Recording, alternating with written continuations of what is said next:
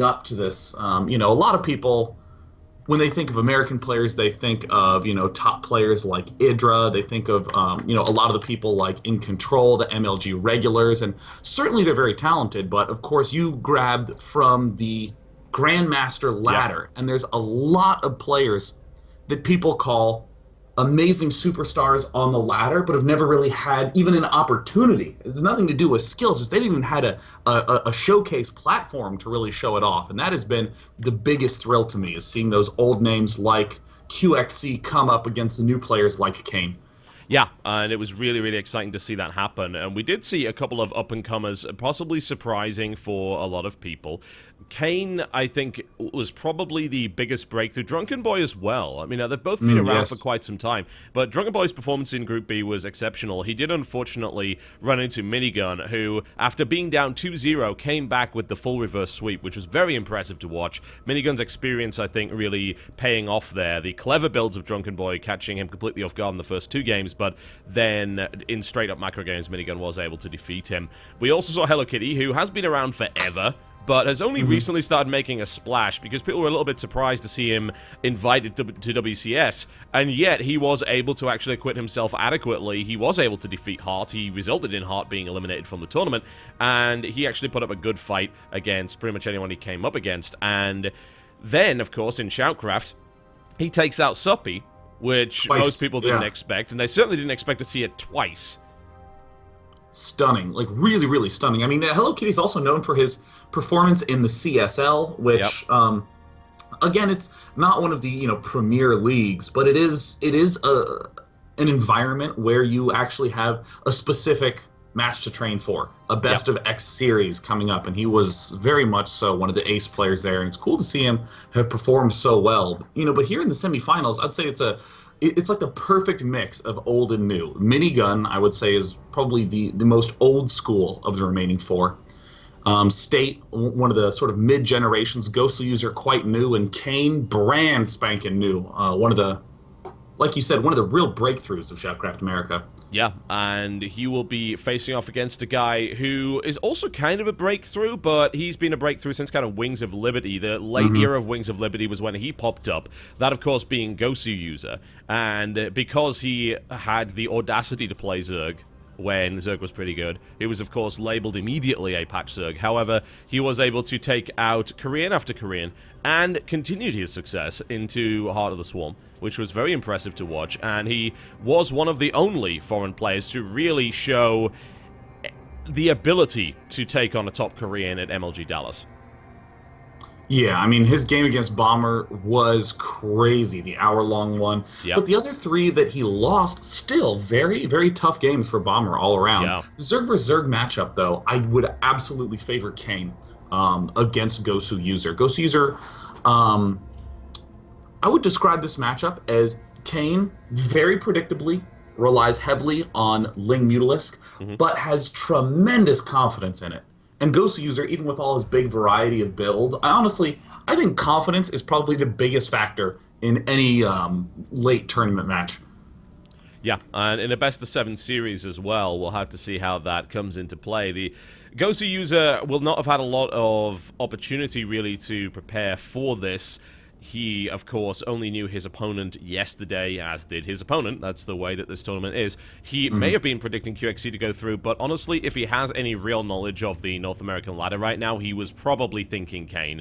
QXC put up a great fight and was extremely creative with a lot of his games, and he almost had Kane, but Kane was able to edge it out in the final map of that series. It was easily one of the best series we've seen in this tournament. It was amazingly scrappy, very creative, hilarious play a lot of the time. And I imagine he must have been thinking, yeah, Zerg vs. Zerg is definitely on the cards. The other factor we should also bring into play, by the way, is that while Ghost User is, of course, an American citizen, he is currently playing from his Millennium Team house in France. Now, this is an American tournament, which means it's on the US server. So, you know, there are certain things that come into play here, and I am not entirely convinced that Ghost User will be able to overcome that versus a player as good as Kane. Yeah, I mean, Kane's vicious. And I mean, you need such impeccable control in those early Ling Baneling bouts. So, I mean, again, I do favor Kane. Ghost User, though, has not just weird strategies, but very cleverly formed strategies. They have a lot of practice behind them. I think most notably the the Nidus Worm surprise banelings Oh, yeah. in WCS. Definitely.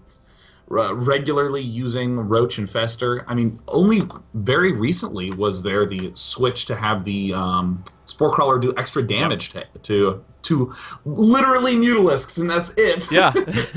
I mean, it was a plus damage to Mutalisk upgrade. I mean, Spore Crawlers now have bonus damage to biological. I'm actually trying to scour my head for any other flyers with bio, other than, I guess, Overseers, Corruptors. I guess. Overseers, I suppose. Yeah, yeah. Denies that ever so important scouting in Zerg versus Zerg. It's like, I don't know. It's a weird one, isn't it? It was clearly designed against Mutalisks, and it is definitely a very odd, very specific change, which may very well end up getting reverted. Honestly, it hasn't come into play in this tournament since we haven't seen ZVZ since then, but I am interested to see how it plays into this one. It's going to be a best of 7. Mutalisks will be built at some point. It would be very odd if they weren't. So we will see just how effective that is. I'm just looking forward to seeing Mutas killed that quickly. Yes, yes, and I mean, I honestly think that, you know, the notion of DPS, I mean, most heavily emphasized in, you know, MOBA games, MMO games. Yep. In RTS, not as important as number of hits, because, you know, the Spore Crawler now does 15 base damage plus 30 to biological. So you could say more, but this is 3 shots to kill a Mutalisk. That number. Oh, that's a big number, Totalbiscuit. I mean, just imagine fast-firing static defense as well. You know, it's as quick as a missile turret, isn't it? Yes, yes, very fast. So it's basically 1, 2, dead Mutalisk. 1, 2, dead Mutalisk. Actually, a little slower than that, but not by much. Yeah, pretty damn close. Yeah, this is going to be wild. I don't anticipate boring Zerg versus Zerg here by any stretch of the imagination. I certainly don't anticipate a 4-0 either. I mean, we're definitely going to see a pretty even fight. And then, of course, our other match today will be a PvP. The mirrors, of course, do guarantee a Protoss versus Zerg final, which is very exciting to me. A best of 7 PvZ between these kind of caliber players will be cool. It's going to be State, who I think did surprise a lot of people, although if you know a lot about the US scene, you're probably not shocked by his 4-1 result in his group. Yeah, I mean, State is a player who's had a really, really wild history. You know, joining teams, going to Korea to train, leaving Korea, then going to school full time and dropping off almost all of his practice, coming back, training really hard. He's just a very intuitive Protoss, plays very solidly, but does like to do some, I guess I'd call it like a stretch build. Okay.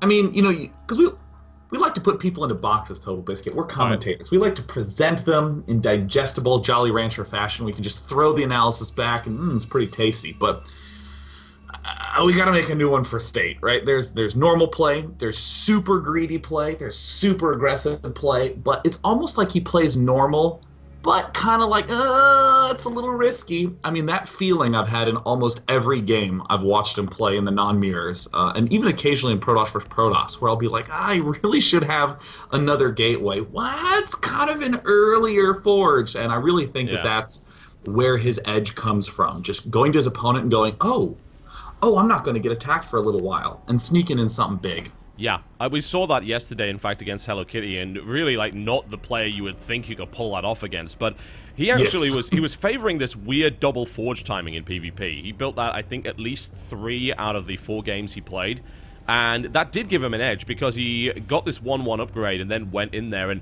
I've got to say, I do not generally see double forge that much in PvP. Yeah, I mean, it's the sort of thing that is generally discounted, just as like, oh no, attack is better because of Colossus, but it actually, oh god, I hope I'm remembering my numbers right, but the number of shots to kill a Zealot go from 12 to 14 if you have a +1 armor upgrade, and against other Stalkers goes from 12 to 13. So again, it's pretty significant. Yeah. Oh my gosh, I'm sorry. I thought the call dropped. It looks like you're bringing in our players for an interview. We are indeed. We will be doing that. But yeah, you're right. Absolutely. There is that significant difference. And there's just these weird, wonky times when those upgrades will actually make a massive difference. And that is only accented in a mirror. Yes, definitely. And I mean, those numbers are things that people are used to, where they can have 12 Stalkers and move up and shoot a Stalker and then move on to the next one. But it's really difficult if you shoot that Stalker and then it's at 1 red life.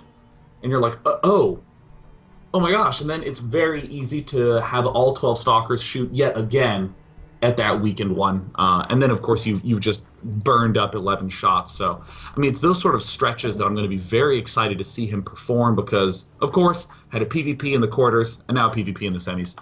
Yeah, certainly. State does at least have a little bit of experience with that matchup. Didn't really get a chance to show a huge amount of it in his group because he faced the two Terrans, and that was a pretty damn good result for him, honestly. Taking QXC down was a surprise for a lot of people. He flattened Xenocide, there's no real question about that. But now we do have the Zerg vs. Zerg best of 7, and I am really intrigued to see how this ends up going, honestly.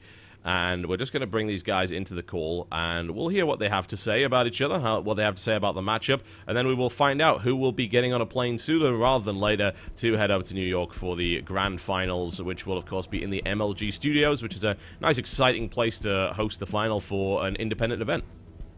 Absolutely. Just going to add him in here. It takes a little bit of time to get this all set up. In the meantime, I'd like, of course, to remind you that SHOUTcraft.com is the place to go if you would like to show your appreciation for these players via the medium of throwing money at them. This is a safer way than throwing coins directly at the head, I tend to find, so I would strongly recommend that you have a look at that. PayPal is non-lethal, so any kind of cash that you have available just to tip these players would be absolutely appreciated. We've had some great examples of big support, big groundswell support for some of the lesser-known players in this tournament. We did have Drunken Boy pulling in $500 in tips, as well as Hello Kitty pulling in a similar amount, so I've been told. So that's pretty damn cool. All right, we have these guys ready to go and talk to you just a little bit about their matchups and, of course, their opponents. So, Kane, welcome to the show. Thanks, how's it going? It's going all right. Seems to be going pretty well for you as well. You've got to be happy about your match against QXC yesterday. Yeah, like I'm happy I won and everything, but I felt like I got pretty lucky in the last game. I'm not sure if I deserved that one, but regardless, I'm still happy. That series was really wild, honestly, and at Game 3 in particular on Whirlwind, that was just a game that made very little sense to me in my mind. What was going through your head when you were playing that? Because you were having to deal with about 20 things at once. Yeah, I didn't really know what I was doing. I kind of had tunnel vision that game, and I was just... my multitasking was really bad, and I was just kind of all over the place, so... probably not the best game that I've ever played, but it was still a fun game, and I think it was pretty fun to watch. It was hilarious to watch, and just very stressful to cast, let me put it that way. Gosu User, welcome back. Hey, what's up? Not too much. You are still surrounded by the French people, but I hear you're looking to escape as quickly as possible by getting into the Grand Finals, is that correct? Yes. Excellent. Good to know. All right, so you were the only player to 3-0 your quarterfinals matchup. How confident were you feeling going into that? Because Puck was looking like one of the favorites to actually take this whole thing. I thought it would be a lot harder than it actually was. In the games, it was very easy, and I felt 100% confident I would win every single game once I was in it. Well, that's exactly what happened. And now you have to go up against Kane in a Zerg versus Zerg. Now, this is a different matter entirely. It's a best of 7. Anything could happen. God, those French people are angry. Good Lord. They obviously heard the stream. Anyway, so how are you feeling about Zerg versus Zerg right now? Good. It's actually kind of funny, because when I was preparing for WCS a couple weeks ago, I practiced with Kane. And in practice... he seemed incredibly predictable in his play. So even though we traded about maybe 50-50, maybe me winning 60%, I'm pretty sure that today I'm going to 4-0 him without much trouble. Oh, all right, okay. Confidence. Kane, are you really that predictable? Yeah, and I still beat Ghost User, so... I don't know, man. I mean, on ladder I usually beat him and everything, and... he's kind of a patch Zerg anyways, so his CVC isn't very good. What? From one Zerg to another, they use the same race. Oh, that's cool. Now, I'd like to ask both of you about the recent change, which may or may not affect this matchup in any way, shape, or form, and that's the change to the Spore Crawler. Gosu User, what do you reckon to that change? Do you actually feel that's going to make a lot of difference? No, it's going to be Meta versus Meta every game, even with that. Okay. Kane, do you disagree with that? No, man, but I'll still win. All right, okay, good to know. So there's a little bit of balance analysis for you, David Kim. Still going to be Muta versus Muta. Take notes. Now, Gosu User, do you have any final words today for your opponent before you go into this match? Well, yesterday I watched Kane lose his entire main base in 48 units to 1 Thor. So I think that's a sign that he's incredibly nervous in these games. He hasn't been on big stages as much as me. And I think because of that, he's going to make a lot of misplays and just give me easy ones. Kane, how do you plan on making a name for yourself today? By destroying him. I mean, he spent the last few months in Europe, and he hasn't really improved very much at all. In fact, I think he's even gotten a little bit worse since he went to Europe. So I expect the games to be pretty easy. All right. Okay, guys, to your stations. Let's get ready to rock. We're going to start off today. You need to mute the angry Frenchman on Accolon Wastes here. God, I love it when Gosu User's involved in any kind of interview, because he can be a brash son of a bitch, and it's great to watch. You know, that's actually the funny thing, is that, you know, I've had some conversations with him at MLG, just, you know, after the event, or, you know, just in one of the side areas off the main floor. And he behaves actually similarly to how he sounds. And when I say sounds, I mean like the tone of his voice. He just is, it's like a teddy bear came to life. He's like adorable. And it's just so funny to know the history of conversations with him where he has been adorable, and then have me like, oh, it'll be really easy, and I'm gonna slay him, and he'll cry, and his tears will hit the ground, and the grass will die because of his sadness. I'm like, why are you really trying to talk shit? That's hilarious. So, but of course, I mean, the tenor always changes the farther it goes into the series. Yeah, I certainly think so. All right, well, best of 7. Now, you might wonder, how the hell are we going to do a best of 7 with only 5 maps in the map pool? Well, the answer is fairly simple. As soon as we use all those 5 maps, the entire map pool is open again, which means the last 2 matches could get really wild if it gets that far. Yeah, and I actually think that this is a really interesting setup. I mean, this sort of harkens back to the early OGN days where it was best of 5s with 4 maps in the map pool, so of course you needed to prepare to play 1 map twice in the 1st and 5th set. So it sort of is really exciting to see Accolon Waste coming right out the get-go. Would love to see Accolon Waste repeated. Gives a lot of opportunity for the funky counters. There's almost always 4 bases will happen, especially with these players, given how stable they are. Yeah, certainly. These are not the kind of guys that like to go for the 1 or 2 base all-ins. Unless, of course, you're Kane and you play Roach Nidus against QXC, which was hilarious for all of the wrong reasons, but it did work out pretty well. Oh yeah, I mean, this map, little bit easier to do that on, due to the fact that there's so many angles that you can approach from, and more importantly, there are follow-up bases to take. On a map like Star Station, it's very all-in-y. You can't really stably follow up with that Nidus network play. Unless you've done considerable damage. So, and again, I'm still going to be favoring Root Gaming's Kane. Gosu User, really notable American Zerg. I think is going to have to really dig deep to win this series. Yeah, I do think that Kane does have the edge going into this. We will find out. I'm intrigued to see what's going to happen here. And here we go, folks. Welcome to Accolon Wastes in the SHOUTcraft round of 4. In this best of 7 Zerg vs. Zerg series, to the southeast position in the red trunks, we have Root Kane. Yes, indeed, Clutch returns as the announcer voice today. We couldn't do it yesterday because XSplit doesn't have enough buttons. Sorry. Probably well, I mean, something they need to fix. Well, I mean, if you need anyone to... oh my god, does it feel slow? Did you slow down the game speed? No. Are you going to create controversy on the forums? Is someone going to do an analysis here, Totalbiscuit? I think that is a possibility of happening, but that would just require me to breathe as opposed to actually doing anything actively. So I think we should be okay. Oh, it is trash talk already. I love it. These guys are fantastic. Needless to say, I actually believe GameHeart, it is impossible to actually set a game to low speed because it is designed for tournament play, so they just removed that option entirely. I remember, was it MLG Dallas actually when we ran a map at normal speed? I think it was. Oh yeah, it was very early. It was like 2011. I was the host and I started on normal speed. Ouch. Yeah, that has a tendency to happen, unfortunately, every now and again. There was definitely some weird stuff in 2013 as well, where stuff was defaulting because it was a certain version of a custom map. It was really odd. Now, to the northwest position, from Team Millennium. In the blue trunks, also playing Zerg, he is... Millennium Gosu User. You know, I think we could have done a slightly more interesting format with this with the 5 map pool. We could have thrown a wild card in there. If it gets to 7 maps, you have to play Scrap Station. If it gets to game 7, they have to play a 2v2 and win, and whoever has the highest score is declared the winner of the series. Now, you might find that funny, but that was actually a rule in a tournament that I cast. Like, that was a legit rule. The final map was a 2v2.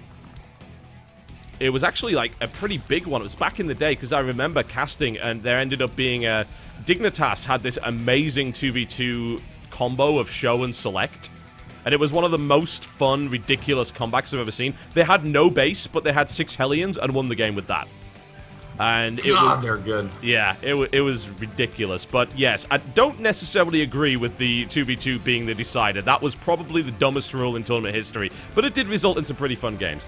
No way, that's such a great rule, Totalbiscuit. And you know, I will say, I'm really glad you're bringing up these sorts of crazinesses that happen, you know, in the 2v2 situations, because honestly, there's nothing notable happening within the game. Both players playing very, very standard. Kane actually... Are you suggesting that I'm filling time? Oh, no, goodness no, Totalbiscuit. I'd never do something like that. You're making use of free time. See, the thing is that people are now getting all sorts of fantastic knowledge about players that could have been 2v2 superstars where they're a 2v2 circuit. Indeed. I will say, Kane, I think Ghost User did the more conservative build, pool first. Yep. Kane did the greedy build, not just going for the hatch first, but most importantly getting the Zergling, or the Gas Geyser before pool. Yeah, and that will give him a number of different options. If he wishes to be aggressive first, that means his Banelings will come out slightly earlier, though not by much. I always try and look at the positioning of the Baneling nest, because that generally indicates who's going to be the aggressor and who's not, but sometimes it just doesn't work out. Would you say that for the most part, if you put your Baneling nest in the natural, you will naturally be the defensive player?